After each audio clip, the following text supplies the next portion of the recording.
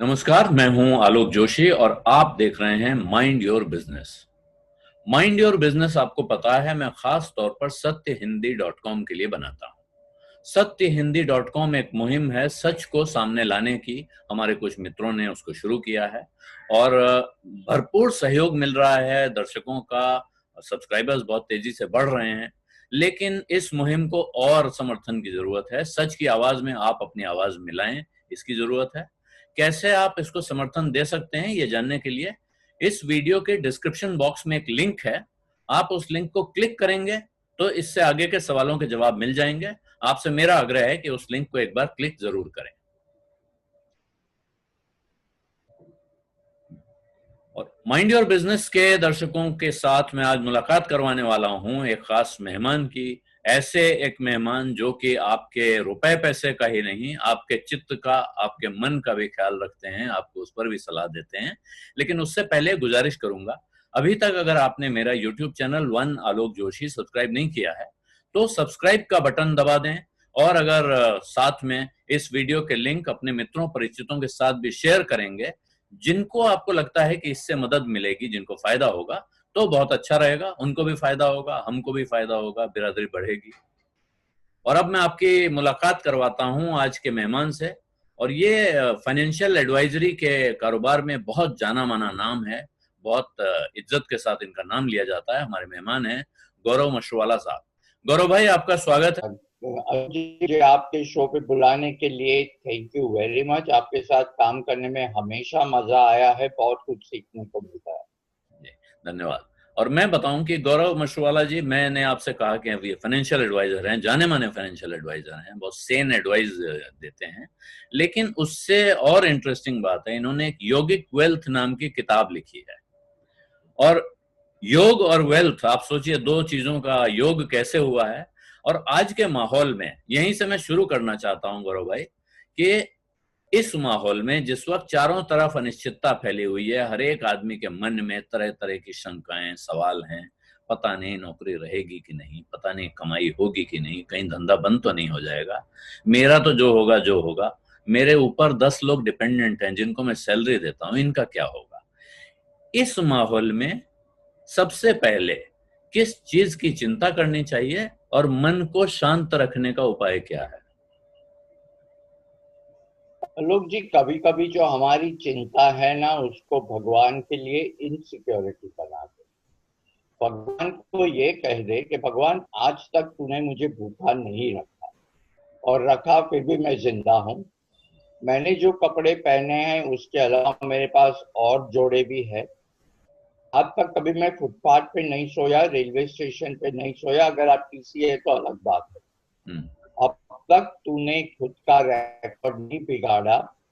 अब हिम्मत है तो दिखा तेरा रिकॉर्ड बगैर। भगवान को इनसिक्योरिटी दे दो, भगवान पे भरोसा रखिए। वैसे उसके अलावा कोई चारा ही नहीं है। हम्म। हमें भगवान से क्या मिला है, काउंट योर ब्लेसिंग्स ये अंग्रेजी में कहते हैं। और यहाँ पर मैं उसकी बात करता हूँ।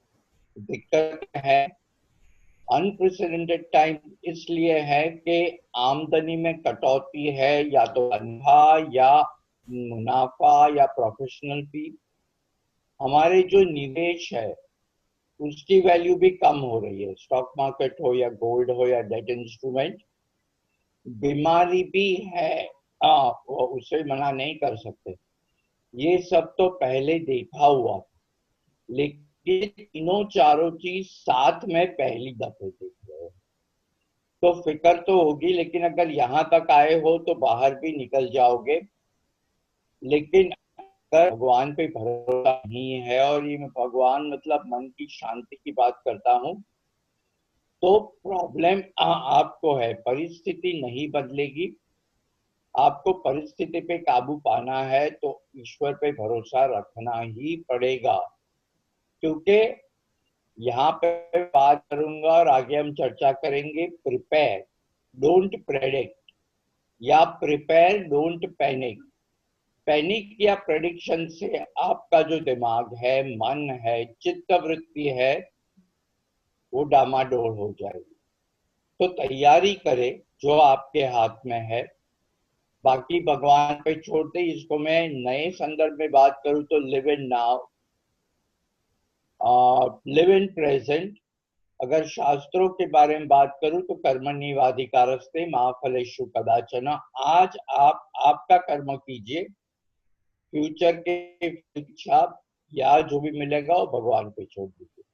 जी, तो ये ठीक है आपने कहा, और बहुत से लोग हैं जो भगवान को नहीं मानते हैं, लेकिन मुझे लगता है कि ये यहाँ प्रश्न भगवान को मानने न मानने का नहीं है। जैसे गौरव भाई ने कहा, लिव इन नाउ, आज आप क्या कर सकते हैं। आप अगर भगवान को मानते हैं तो आप भगवान के भरोसे छोड़ दीजिए, आप अपने आप को मानते हैं तो अपने पर भरोसा कीजिए, अपनी तैयारी कीजिए। आज आप जो कर सकते हैं वो करेंगे। आप भविष्यवाणी करने के चक्कर में पड़े रहे और उस चक्कर में अपना वर्तमान खराब किया, ये अच्छी स्थिति नहीं है।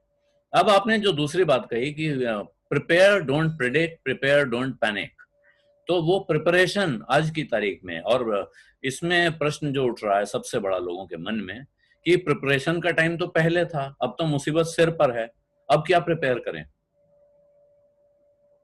देखिए, मैं 3-4 चीजों की बात करूंगा। हाँ, ये बराबर है कि पहले तैयारी करनी थी, लेकिन इसका मतलब ये नहीं कि वक्त गुजर गया है और तैयारी ना करें।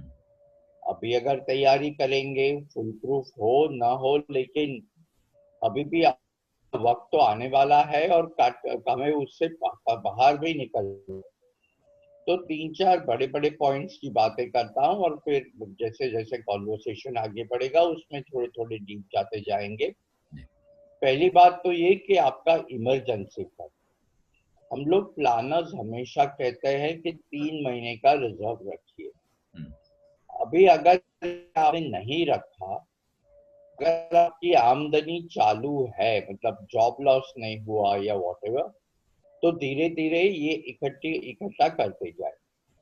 देखिए, 3 महीने पहुंच सकते हैं, नहीं पहुंच सकते, ये पहली बात, ये एक विकल्प है। दूसरा है कि अगर ये नहीं है तो आपने अगर एसआईपी या रिकरिंग डिपॉजिट वगैरह किया है तो अभी थोड़े वक्त के लिए उसे बंद कर दीजिए। मैं ये नहीं कहता कि परमानेंट बंद करें, अभी बंद कर दीजिए और इमरजेंसी फंड बढ़ाइए। हाँ, तीसरा एक दो विकल्प जो है वो उसकी भी बात कर लेते हैं। यानी पहले मैं इसको जरा आपके साफ कर दूं गौरव भाई, एक माफी चाहूंगा, दिक्कत ये है कि सिग्नल की खराबी की वजह, क्योंकि कमजोर सिग्नल है आजकल, बैंडविड्थ बहुत इस्तेमाल हो रही है। दर्शकों को भी साफ कर दूं, मेरी आवाज आपको अक्सर साफ सुनाई पड़ जाती है, मेहमान की कम सुनाई पड़ती है, क्योंकि वो आवाज इंटरनेट के जरिए ऑडियो वीडियो आ रहा है।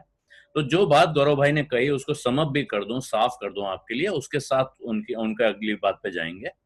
वो ये कह रहे हैं कि अगर आप कोई एसआईपी कर रहे थे या कोई रिकरिंग डिपॉजिट आपने खोल रखा है जिसमें आप हर महीने पैसा जमा कर रहे थे और आपने अपना इमरजेंसी फंड नहीं बनाया हुआ है, तो आपको सलाह दे रहे हैं कि आप एसआईपी को कुछ समय के लिए रोक दें, रिकरिंग डिपॉजिट को बंद कर दें।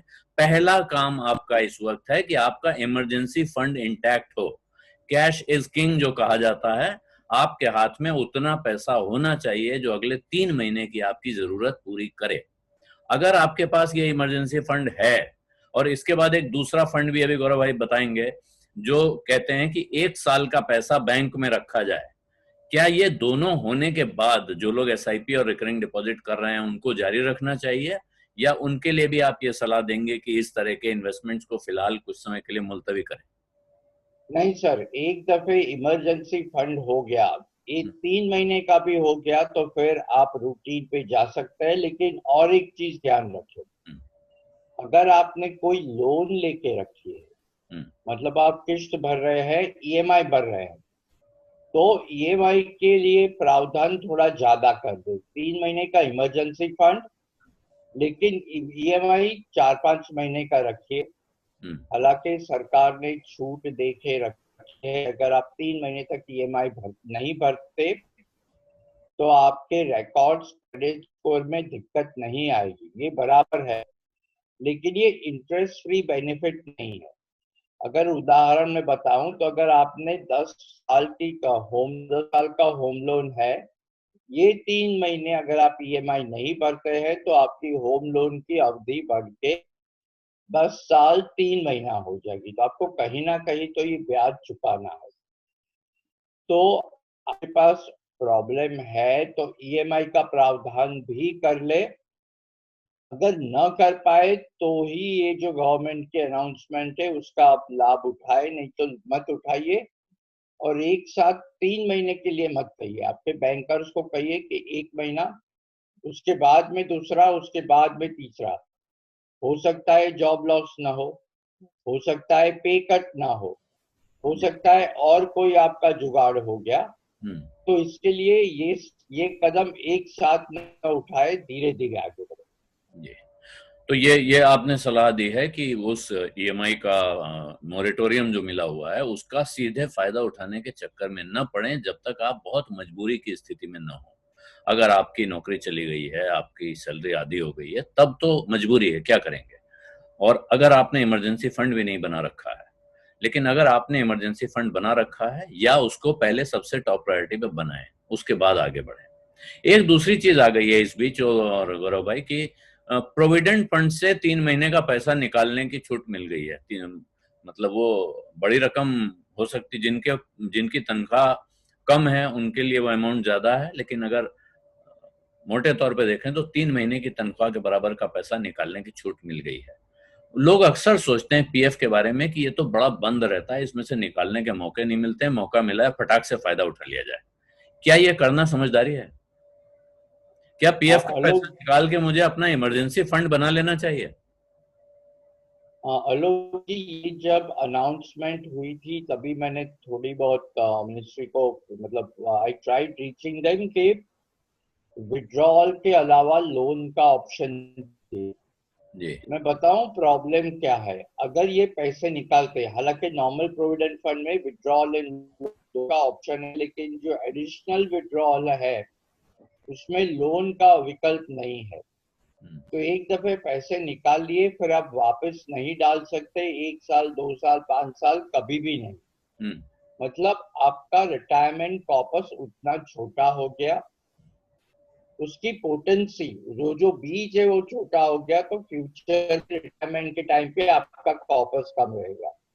अगर लोन का प्रावधान होता तो 3-4 साल में अगर आपकी परिस्थिति ठीक है तो आप वापस डिपॉजिट कर सकते थे।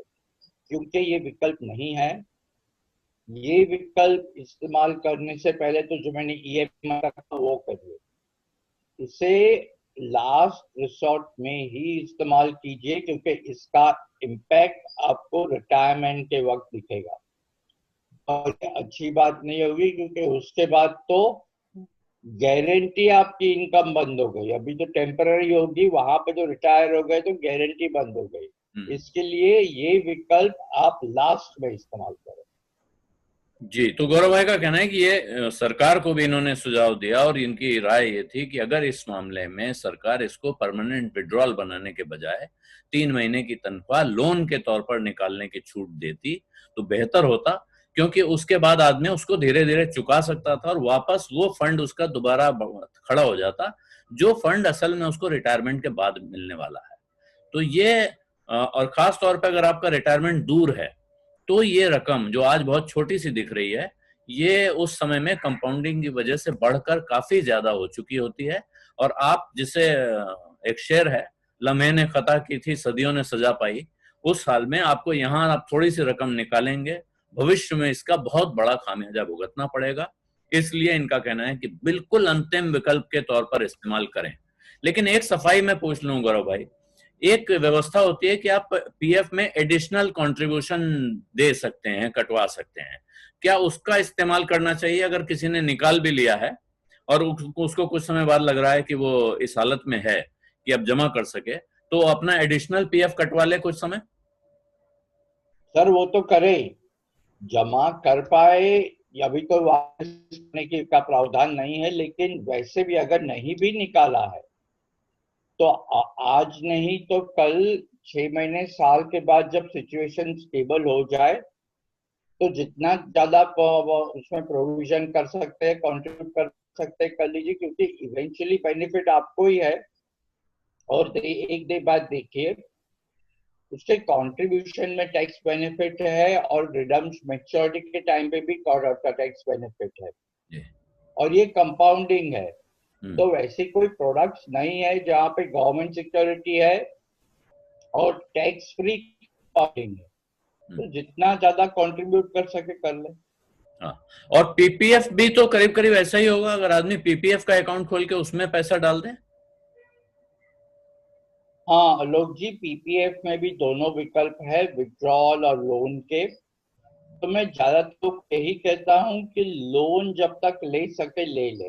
हम्म। समझिए ऐसा वक्त है कि आप लोन रीपे ही न कर पाए, हाँ। तो वैसे भी मैच्योरिटी के वक्त ऐसे ऑटोमेटिक एडजस्ट हो जाएगा। लेकिन वो ऑप्शन गवाना क्यों है आज की तारीख में, हमें नहीं पता हमारे फ्यूचर में क्या लिखा है। तो फिर उसकी वजह से आज मेरा जो बीच है रिटायरमेंट का, उसे मैं छोटा।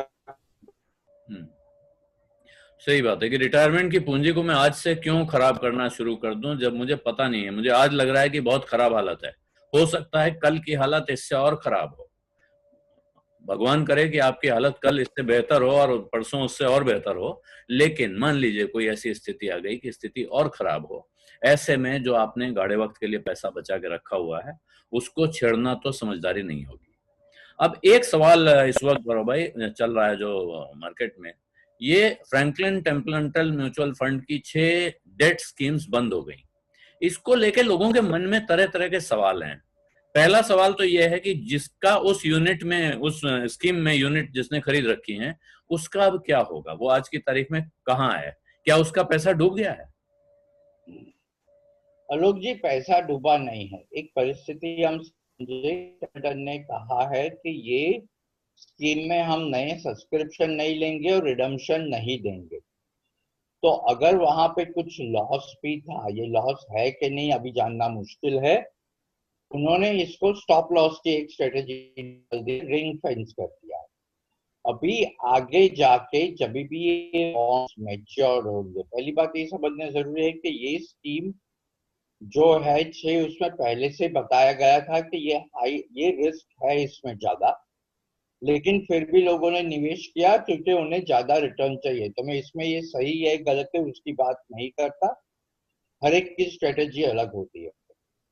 अभी जिन्होंने पैसे डाले हैं, जिनका निवेश है, अगर वो निकाल नहीं पाएंगे, लेकिन इसमें इस तरह से आगे आ जाएगा कि जब जब वो बॉन्ड जो है वो मैच्योर्ड होंगे, क्योंकि आज की तारीख में टेम्पल्टन वो बॉन्ड बाजार में बेच नहीं सकता, कोई खरीदने वाला नहीं। लेकिन जब जब मैच्योर होंगे और जितने जितने पैसे आएंगे, वो जितने निवेशक है उनको उनके प्रपोर्शन में वापस दिए जाएंगे।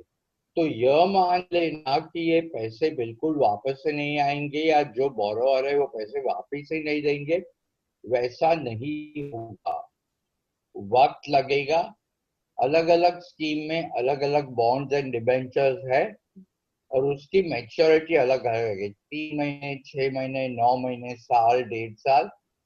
वैसे अलग अलग स्कीम में अलग अलग मैच्योरिटी है। तो जब जब मैच्योरिटी होगी, तब तब तब तक के जो खर्चे हैं उसको, मतलब उसका एडजस्टमेंट होके निवेशक को पैसे वापस दिए जाए।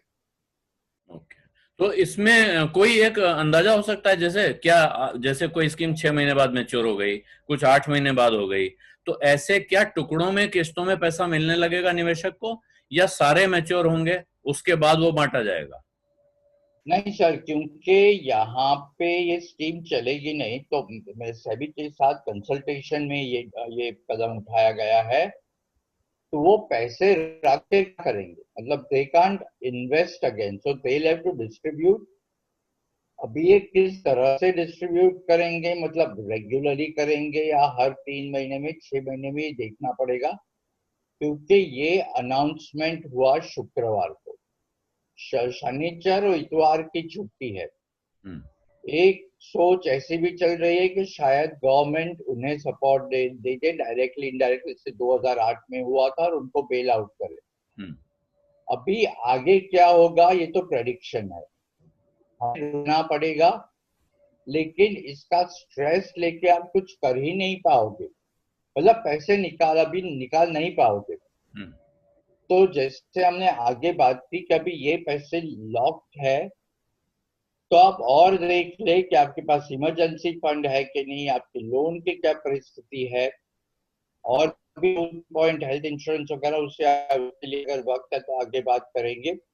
ये पैसा आज की तारीख में नहीं गया, कैसे वापस आएगा, उसकी भी अनाउंसमेंट हम देखेंगे और इसके बारे में भी जानकारी मिल जाएगी। टेम्पलटन की ओर से अगर जरूरत पड़ी तो आपके एडवाइजर से डिस्ट्रीब्यूटर को कह दो, वो लोग टेम्पलटन से बात करके आपको जानकारी दे देंगे।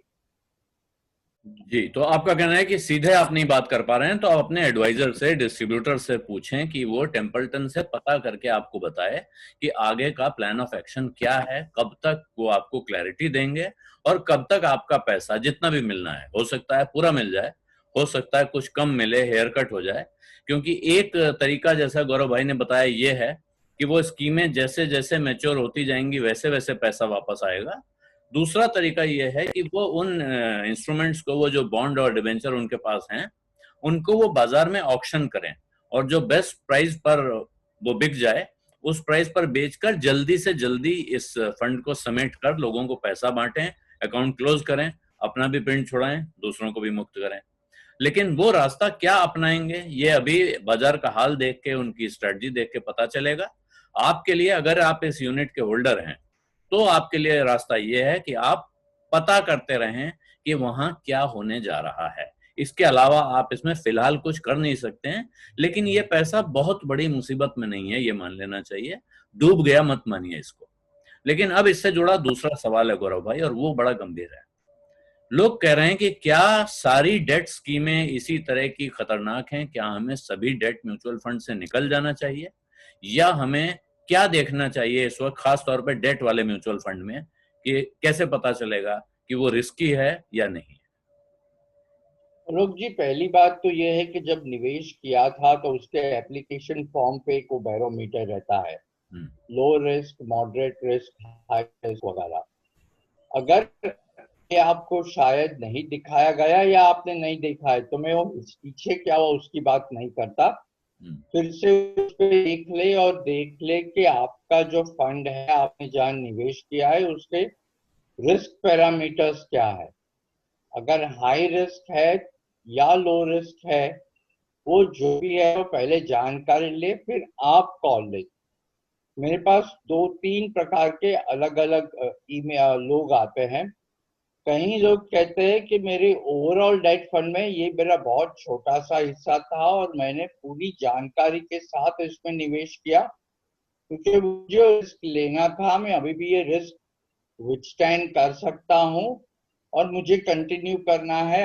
और दूसरे फंड हाउस के भी क्रेडिट रिस्क फंड्स है। ये पहला हुआ। दूसरे लोग कहते हैं कि हमने किया था लेकिन हमें पता नहीं, ये भी हो सकता है।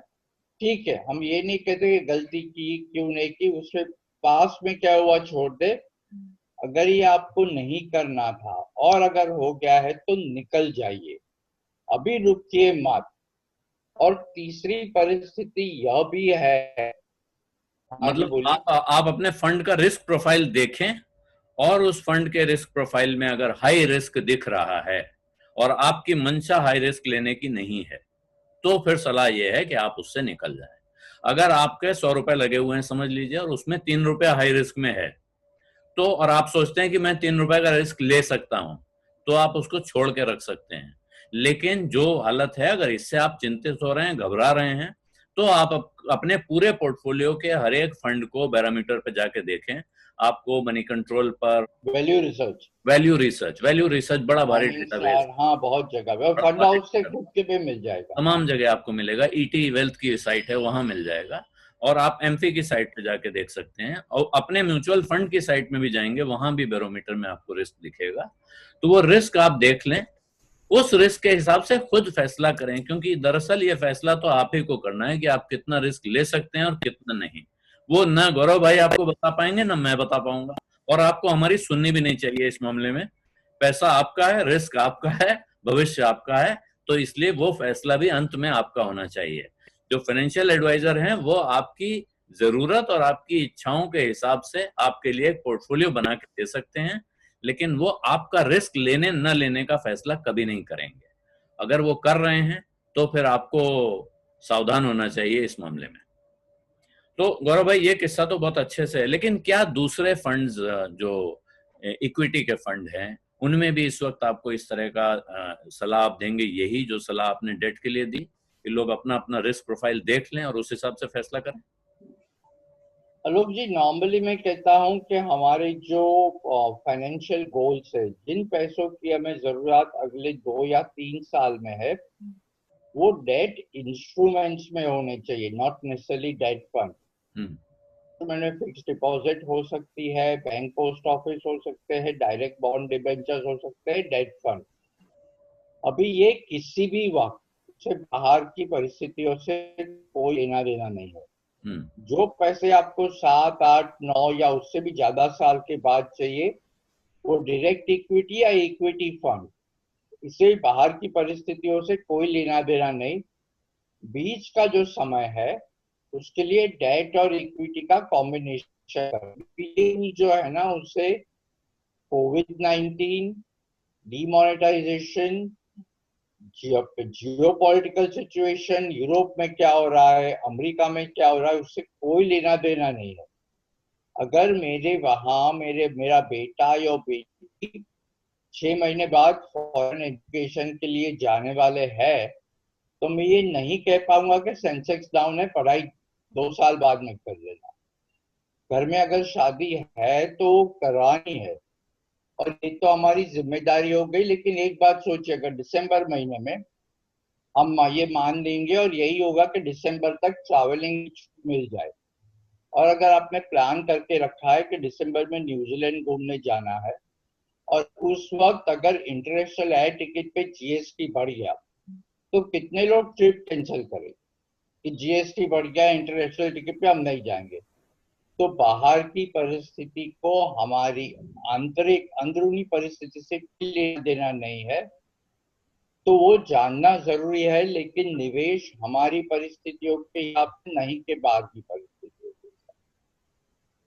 ठीक है, तो गौरव भाई एक दो सवाल हैं लोगों के और मैंने वो निकाल के रखे इसलिए कि सैंपल के तौर पर, ये मैं सीधे ये नहीं कह रहा हूं मैं, और दर्शकों को भी ये बात मैं साफ कर दूं कि ये जो सवाल मैंने लिए हैं सैंपल के तौर पे लिए हैं, इनका जवाब जरूरी नहीं है कि गौरव भाई यहाँ दे दें। उसके लिए और कुछ लोग आपसे सवाल पूछना चाहें तो आप अपना एक वो बता दें कि कहाँ आपसे संपर्क कर सकते हैं अगर। देखिए, उससे पहले आलोक जी, मैं और एक पॉइंट ऐड करना चाहूंगा कि जिन लोगों को जॉब लॉस की शक्यत संभावना दिखती है, हम्म। वो मेहरबानी करके पैरेलल हेल्थ इंश्योरेंस ले ले।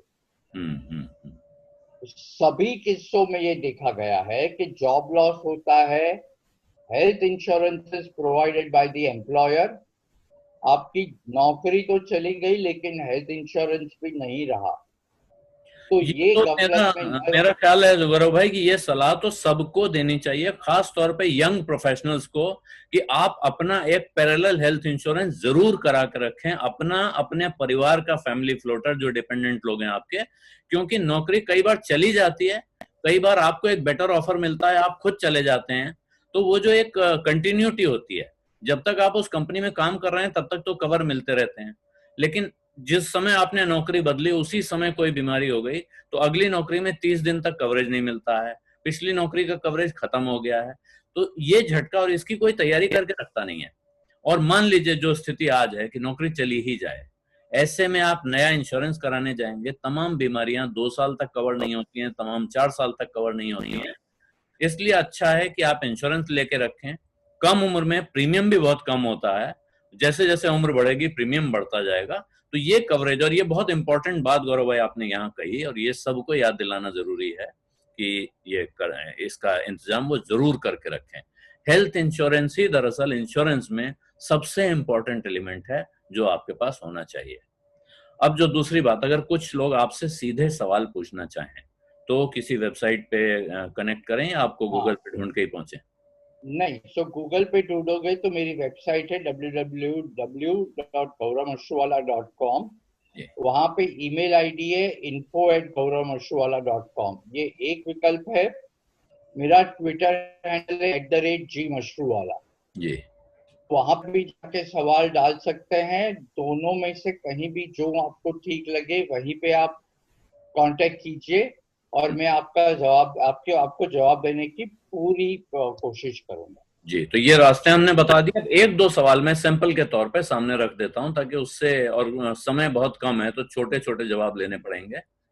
एक है अभिषेक मल, कैलकाटा से। इन्होंने सवाल पूछा है कि मेरे पोर्टफोलियो में 3-4 हाइब्रिड फंड है, मुझे क्या हाइब्रिड फंड से निकलकर ब्लू चिप फंड में शिफ्ट कर लेना चाहिए? मैं इसलिए पूछ रहा हूं क्योंकि हाइब्रिड फंड में भी तो कुछ प्रेजेंट परसेंट डेट का होता है, और डेट अभी सेफ नहीं लग रहा है। देखिए, मैंने पहले ही बात कर दी कि आप जब ये पैसों की कब जरूरत है उस पर डिपेंड करता है। अगर आपको ये पैसों की जरूरत है और अगर आपको टेंशन हो रहा है तो आप इक्विटी फंड में शिफ्ट कर सकते हैं। हालांकि ये दोनों सेम कैटेगरी नहीं है, एक में डेट है थोड़े बहुत प्रतिशत, एक में 100% इक्विटी है। तो आप you are not comparing apple to apple, so don't look at external conditions and take a decision. लेकिन अगर आप ये सोचते हैं कि वक्त है मेरे पास तो इक्विटी फंड में जाना है तो जाइए, लेकिन फिर इक्विटी फंड के जो भी पड़ाव है, जो भी हाई लो होंगे, उसके लिए आप क्या रखिए, क्योंकि अगर वहां पर भी ऐसी कोई परिस्थिति हुई तो फिर वहां से फिर से मत भागिए। फिर आप वहां से तो कहाँ अभी जो सही है, हाँ जी, वहां से कहाँ जाएंगे? मतलब इसलिए ये ये हमेशा रास्ता एक्सटर्नल आगे। कंडीशन से देख के करेंगे तो आप कहीं ना कहीं तो अटकोगे। और हम्म। आलोक जी, एक बात जी। मुझे बताए, वक्त कम है। हाँ। अगर इमरजेंसी फंड या स्ट्रेटजी नहीं है ना, हाँ। तो बुरे वक्त में आपको आपका अच्छा निवेश डिस्ट्रेस में निकालना पड़ेगा। आज की तारीख में भी ये हो रहा है, जिन्होंने कंटेंजेंसी फंड नहीं रखा वो इक्विटी फंड लॉस में निकाल रहे। जी, सही बात है। तो ये ध्यान रखे कि अगर इक्विटी फंड में जा रहे हैं तो पूरी तैयारी के साथ कि इसमें वॉलेटिलिटी होगी, लेकिन अगर वॉलेटिलिटी आप विस्टैंड कर पाओ और वक्त है तो जाना, नहीं तो मत जाना। जी, ये भी बहुत अच्छी सलाह है। एक बस अब एक क्विक आंसर लूंगा। तमाम लोग ये पूछ रहे हैं कि साहब मैंने स्मॉल कैप में, मल्टी कैप में, मिड कैप में लगा रखा था और इस वक्त सब में निगेटिव दिखा रहा है। कुछ लोग ब्लू चिप में भी कह रहे हैं निगेटिव दिखा रहा है, क्या मुझे निकल जाना चाहिए? क्या ये वक्त निकल जाने का है क्योंकि निगेटिव दिखा रहा है? आलोक जी, देखिए, तो वो लोग को नोशनल लॉस है, मतलब ये दिखता है, लॉस हुआ नहीं है। अगर ये पैसे इसलिए निवेश किए थे कि लंबे वक्त का समय है, तो वो नोशनल लॉस को निकल जाने के बाद रियल लॉस में कन्वर्ट न करे। अगर वक्त नहीं है तो फिर पहले से ही रहा था और अभी तो निकल ही जाए। लेकिन मेहरबानी करके, क्योंकि ये वक्त अच्छा या बुरा है, ये सोच के आपके नोशनल लॉस को रियल लॉस में कन्वर्ट ना करें। जरूरत है तो फिर कोई चारा ही नहीं है, नहीं तो ये संभालिए। जी, तो गौरव भाई बहुत बहुत धन्यवाद आपका। आपने इन सवालों के जवाब दिए और मेरे ख्याल से ये जानकारी बहुत काम की है। वक्त खत्म हो रहा है, इसलिए यहाँ पे बात खत्म करेंगे। लेकिन अंत में एक बार फिर मैं दर्शकों से आग्रह करूंगा कि अगर अभी तक आपने मेरा चैनल वन आलोक जोशी सब्सक्राइब नहीं किया है तो सब्सक्राइब करें। साथ में इस वीडियो के लिंक अपने मित्रों परिचितों के पास भेजें, जितने ज्यादा से ज्यादा भेज सकते हैं, क्योंकि ये जानकारी ऐसे हालात में सभी के लिए काम की है। धन्यवाद, नमस्कार, अपना ख्याल रखिए। और किसी जरूरतमंद की मदद करने का कोई मौका आपके सामने आ रहा है तो उसको इस्तेमाल करने से चूकिए मत।